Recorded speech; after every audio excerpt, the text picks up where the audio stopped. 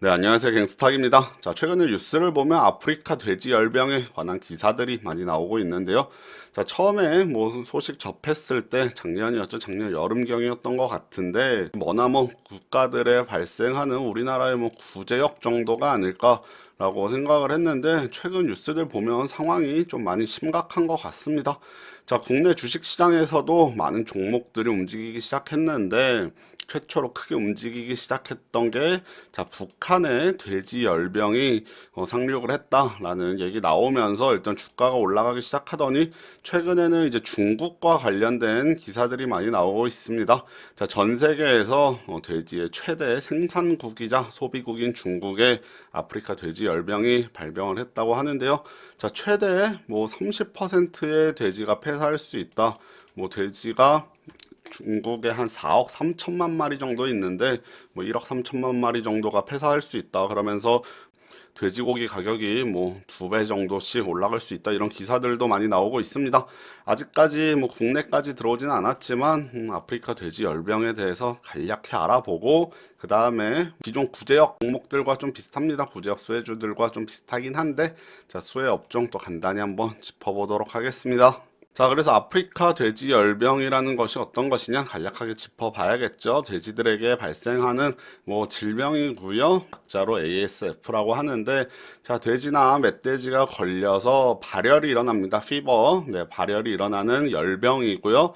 자, 출혈성 병변을 일으키게 되면서 이제 돼지들이 죽게 되는데 우리나라에서는 아직까지는 한 번도 발생한 적이 없다고 합니다. 하지만 위험성이 구제역보다도 더 높아는 얘기들이 있고요. 위험성이 워낙 높은 만큼 제1종 법정 전염병으로 분류하고 있다고 하고요. 자, 증상으로는 뭐 비틀거림, 호흡곤란, 뭐 식욕 절폐 등등이 있는데, 자, 위험성으로 봤을 때 치사율이 최대 100%라고 합니다. 자, 발병 후에 1일에서 9일 중 폐사를 한다고 하는데, 사실 구제역 같은 경우도 발생을 하게 되면 구제역에 걸린 돼지들을 바로 매장을 시키고 하죠. 그래서 뭐 구제역이나 돼지열병이나 마찬가지로 뭐 치사율이 거의 100%, 네, 100%라고 보시면 되겠는데, 구제역과는 다르게 아프리카 돼지열병은 예방 백신이 아직까지 없다고 합니다. 자, 구제역도 뭐 예방 백신 맞아도 걸리기도 하는데 아프리카 돼지열병은 예방 백신 자체가 없기 때문에 감염 가능성이 상당히 높다고 할 수 있겠고요. 자, 바이러스 생존력이 워낙 강해서 뭐 냉장육이나 가공육 이런 상태에서도 지금 바이러스가 생존을 할 수 있다고 하니까 상당히 뭐 생존력이 매우 강하다고 할 수 있겠습니다.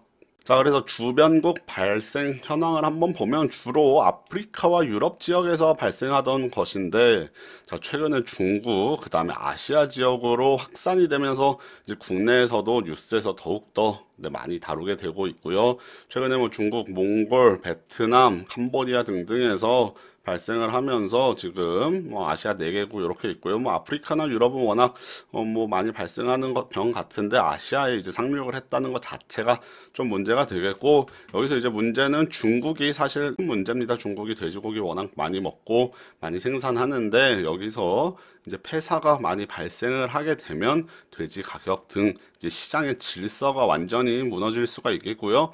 자, 우리나라 한국에도 이제 만약에 들어오게 된다면 우리나라도 뭐 축산 농가들이 많이 있기 때문에 뭐 아무쪼록 그런 일은 없어야겠습니다만 우리나라도 안전지대만은 아니다 이러면서 최근에 주식시장에서도 관련된 종목들 크게 움직이는 모습 보여주는데 종목들 한번 살펴보겠습니다.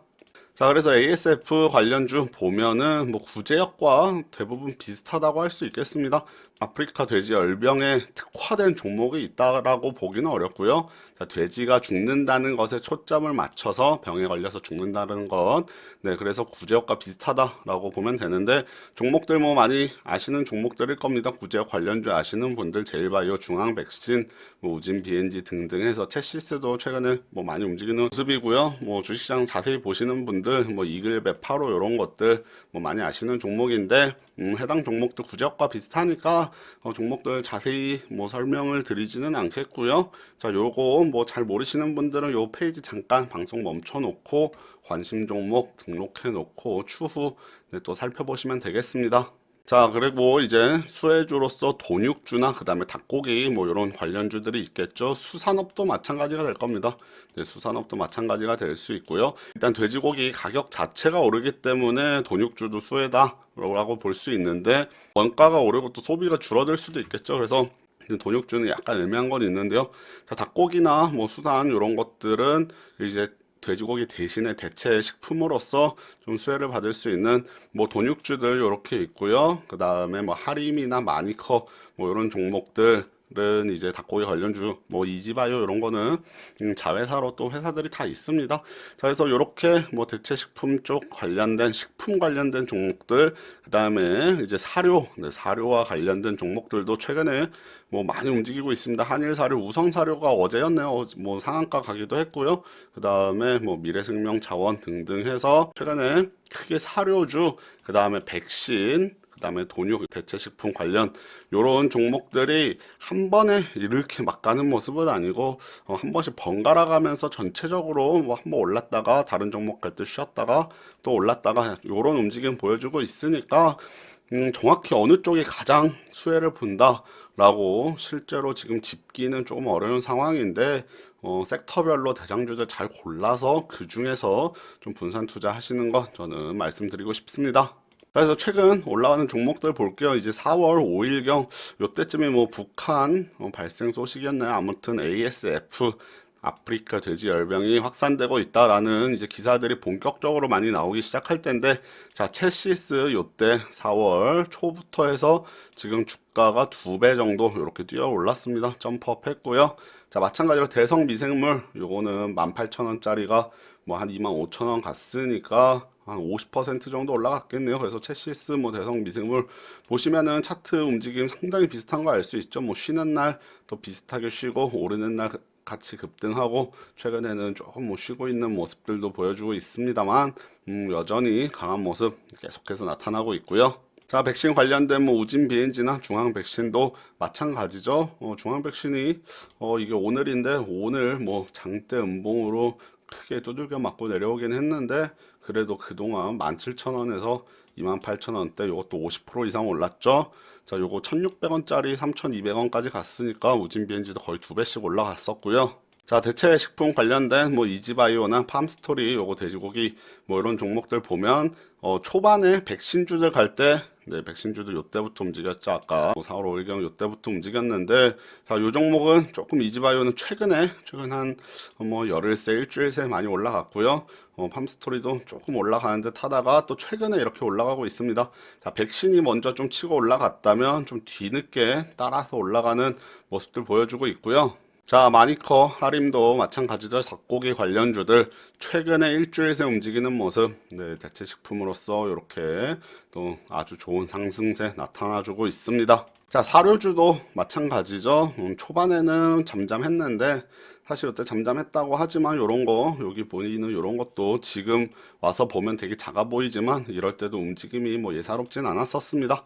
자, 그러면서 일단 백신 좀 쉬어갈 때 네, 백신이 살짝 눌리고 있을 때 이제 식품 쪽하고 그 다음에 사료 쪽 요쪽 종목들 최근 한 일주일 새 뭐 양호한 움직임 보여주고 있고 요것들도 쉬어갈 수 있습니다. 이렇게 오르면은 또 잠깐 숨 고르게 할 때 또 백신 관련된 종목들이 먼저 움직일 수 있고요. 자, 여기서 중요한 것은 이제 아프리카 돼지 열병이 얼만큼 이슈가 될 것이냐인데 일단 국내 상륙되는 것만은 뭐 없어야 될 일이겠습니다만 혹시 모를 경우를 대비해서 뭐 주가 눌림목에서 좀 잡아놓는 것도 좋겠고요. 일단 중국이 뭐 상황이 상당히 심각해 보입니다. 중국 같은 경우 축사될 환경이 그렇게 좋지 못하다고 합니다. 그래서 확산 속도가 훨씬 빠를 수 있다라는 뭐 기사들도 있고요. 아무래도 뭐 중국이라는 나라가 아직까지는 그렇게 선진국 대열에 못 들어갔기 때문에 축사가 바이러스가 퍼지기 쉬운 환경이다. 자, 이런 기사들이 있기 때문에 앞으로 추가적으로 더 확산된다고 했을 때 우리는 어떤 종목들을 좀 잡아놓고 있으면 좋을 것인지를 한번 생각해 보자는 차원에서 오늘 방송 진행해 봤고요. 자, 아프리카 돼지 열병이라는 것이 ASF라는 것이 뭐 우리가 주식 투자에 있어서는 새로운 이슈는 사실 아니라고 할 수 있겠습니다. 우리가 항상 구제역 이슈를 많이 다뤘기 때문에 돼지가 병에 걸려서 죽는다라는 것, 그거에서는 어느 정도 일맥상통할 수 있겠는데, 이제 구제역 이슈 같은 경우는 가끔 발생을 하더라도 그렇게 주식시장에서 크게 반응을 하지 않습니다. 뭐 하루 이틀 정도 반응하고 거기서 만약에 추가적으로 엄청나게 확산된다면 뭐 주가 따라 움직이지만, 구제역 발생 소식 정도로 주가가 단시간에 움직이지 저렇게 좀 길게 오랫동안 움직이는 경우는 별로 없는데, 이번에 아프리카 돼지 열병이라는 또 새로운 이슈가 나타났습니다. 구제역보다 훨씬 심각한 이슈고, 그 다음에 전 세계적으로 퍼지고 있기 때문에 국내 상륙을 만약에 한다면 주가 여기서 또 매우 치고 올라갈 수 있습니다. 그래서 발생을 할지 안 할지는 아직 모르는 일이니까 주가 조금씩 눌릴 때 만약에 분할 매수, 분할 매수 차원에서 좀 접근하시면 좋겠고요. 만약에 아프리카 돼지 열병이 갑자기 뭐 사그라들었다 하면 뭐 손절로 빠져나와야 될 가능성이 있겠지만, 당분간 이제 날씨도 좀 더워지고 하면서 바이러스가 또 중국 같은 경우 아시아 쪽에서 계속 또 퍼져나갈 가능성이 있으니까 이런 거 생각하시면서 투자 전략 한번 세워보시면 좋겠습니다.